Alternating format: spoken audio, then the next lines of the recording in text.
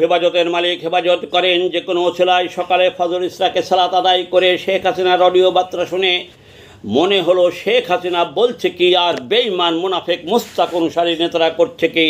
তাই জন্মের সময় এই মাহারা দাদা ভাইকে নিয়ে শুয়ে অনেক নেতা যা মনে ভাবে তাই বলেছিলাম।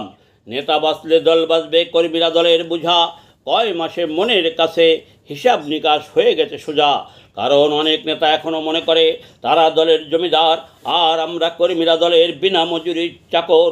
কিছু সহযোদ্ধা কর্মী আমাকে কল করে জানতে চায়, ভাই 12 মাস পরে কি নৌকার হাল ছেড়ে দিলেন? তাদের অনেক দুঃখ কষ্টের কথা শুনেছি। অনেকে বলে আপনি একটা নৌকা গ্রুপ নিয়ে দেশের অনেক এলাকায় নৌকার পক্ষে নির্বাচন সম্মেলনে প্রচার করেছেন।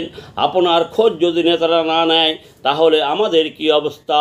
তবে আমাদের থেকে আপনার বিপদ অনেক বেশি। অনেকের অনেক রকম কথা সকলের তরে বলে যায়, এ দেহে জীবন থাকতে নৌকার হাল ছাড়ব না।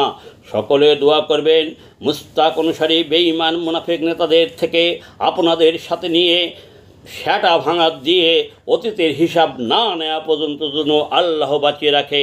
শেখ হাসিনা বলেছে, আমরা কর্মীরাই দলের প্রাণ, দলের মূল শক্তি। ইনশাআল্লাহ সত্যের জয় হবে, মিথ্যার পতন হবে। দেশের দলের ক্ষতি করেছে যারা তাদের কঠিন বিচার হবে। অনেক নেতা হিরো থেকে জিরো হবে, ওর অহংকার ওর গুদে যাবে।